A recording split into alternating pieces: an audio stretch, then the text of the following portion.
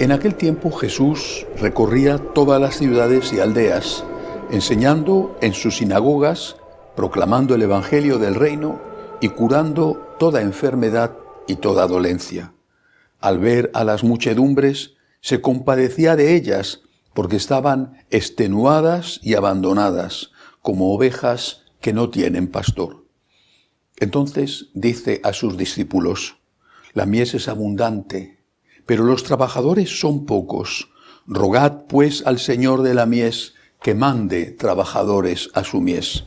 Llamó a sus 12 discípulos y les dio autoridad para expulsar espíritus inmundos y curar toda enfermedad y toda dolencia.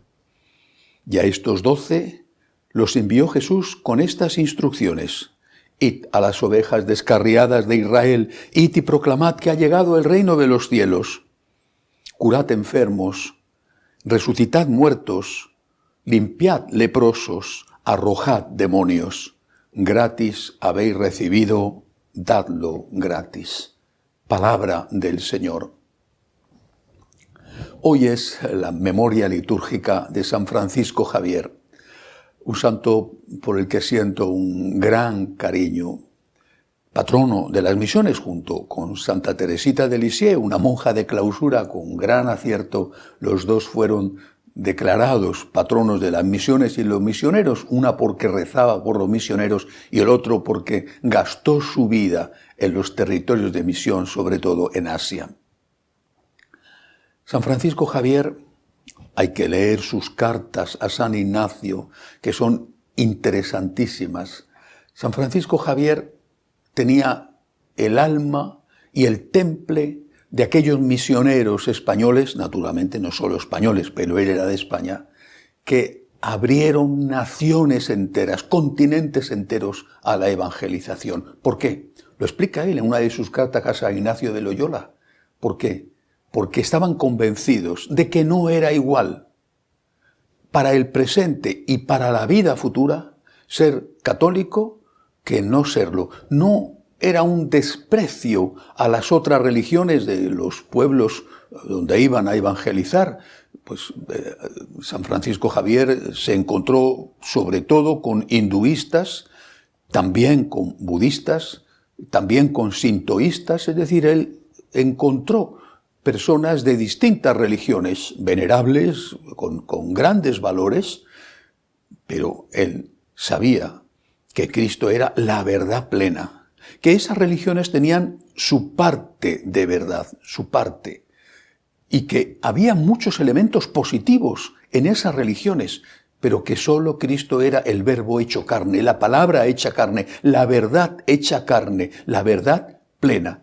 Y por eso, porque sabía que estar con Cristo, seguir a Cristo, unirse a Cristo, marcaba una diferencia positiva a favor de aquel que estaba con el Señor con respecto a lo otro, sea otra religión o sea, muchísimo peor aún, el ateísmo. Por eso es por lo que él gastó su vida en la evangelización. ¿Qué necesidad tenía él de pasar calamidades, de correr peligros, de meterse en esos viajes en barco que eran agotadores y que a muchos les costaba la vida?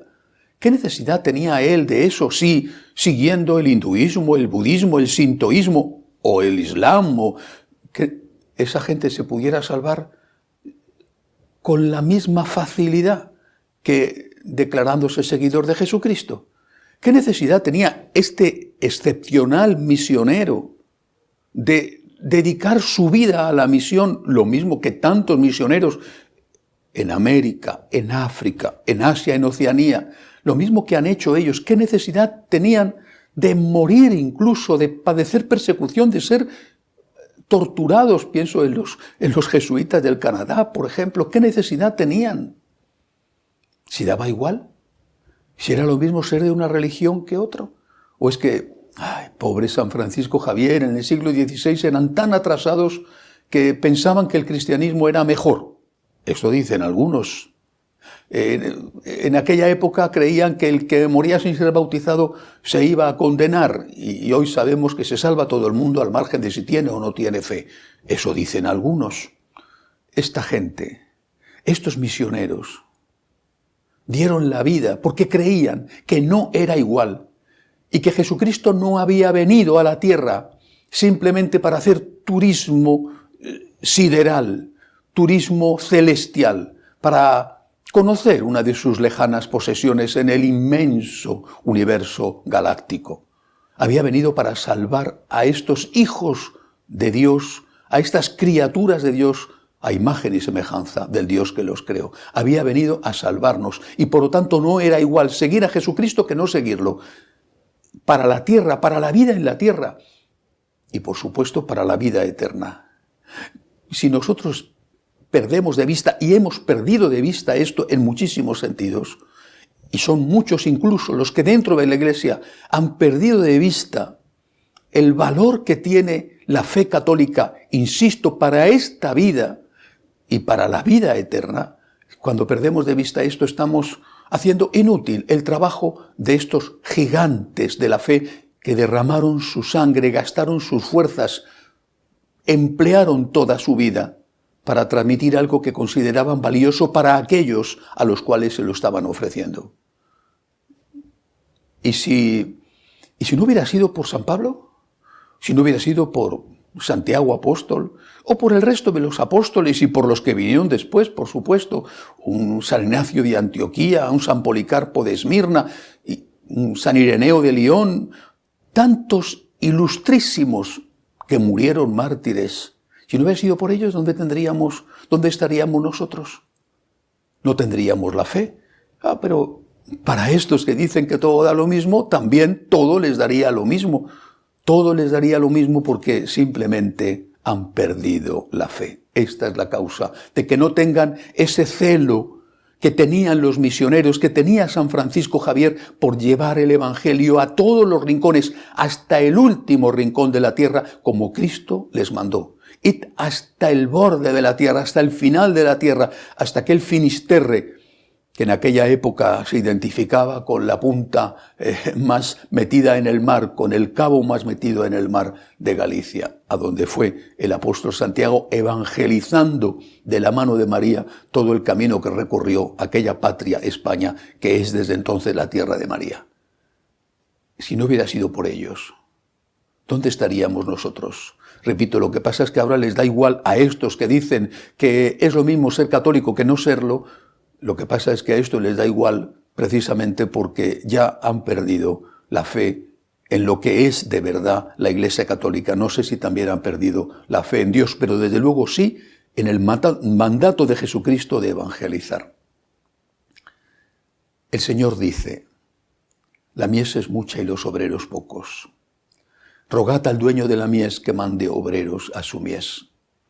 Pero hay que pedirle al Señor que mande obreros que no solo quieran trabajar con entusiasmo, con celo, con pasión, sino que transmitan ese entusiasmo porque lo tengan en su corazón. Obreros que transmitan la auténtica fe católica.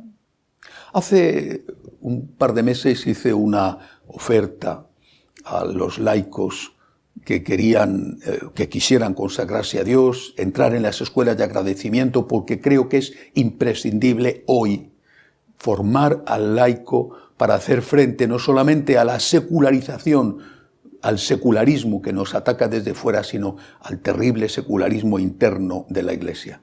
Pero hoy quiero hacer una oferta, una invitación a los jóvenes que quieran ser sacerdotes, que me escriban. Necesitamos vocaciones.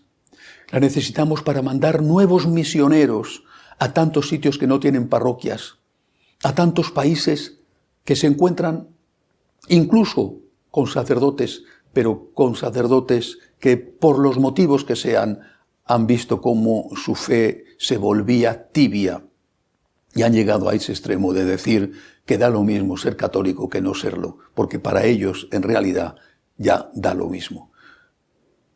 Es necesario que vuelva a haber una llama de celo apostólico, misionero y evangelizador.